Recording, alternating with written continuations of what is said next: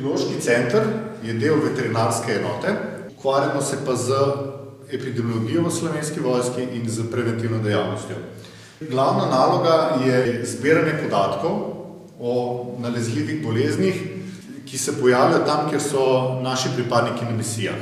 Potem oblikujemo poročila, kratke nasvete za preventivno dejavnost, hkrati s tem je povezano, na katere bolezni so pripadniki cepljeni, preden grejo na misijo, in pripadnikom se predava pred misijo, kako se na takem terenu obnaša. V Afganistanu tam smo pridobili veliko zanimivih in pomembnih izkušenj in takrat naprej se je dejansko začela potem razvijati tale naša laboratorijska diagnostika, da smo šli na ISO standarde. Dejavnost je v bistvu nadzor hrane in pitne vode v Slovenski vojski in mi sami vzorčujemo in obdelamo vzorce hrane, torej brisi za snažnost v kuhinjah, ter pa vodo. Pregledamo mikrobiološko ustreznost vode in pregledamo kemijsko ustreznost vode,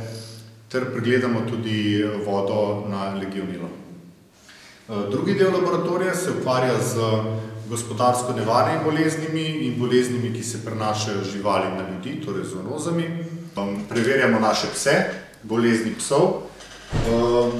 Začeli smo pa tudi program za detekcijo gospodarsko nevarnih bolezni, kot je slinavka in parklovka, afriška prašičja kuga, klasična prašičja kuga. Tretji sklop epidemiološkega centra pa je DDD dejavnost.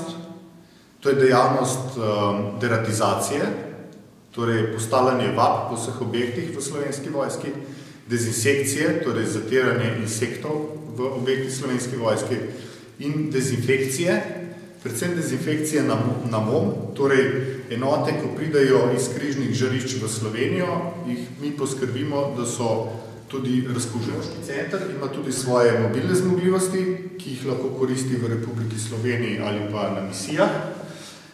Potem leta 2007 smo pa že sodelovali z našim mobilnim laboratorijem na Kosovu skupaj z 10. bataljonom, kjer smo izvajali veterinarsko-sanitarne nadzore v vzemu vzorcev. Drugi del mobilnih zmogljivosti pa je AVIN.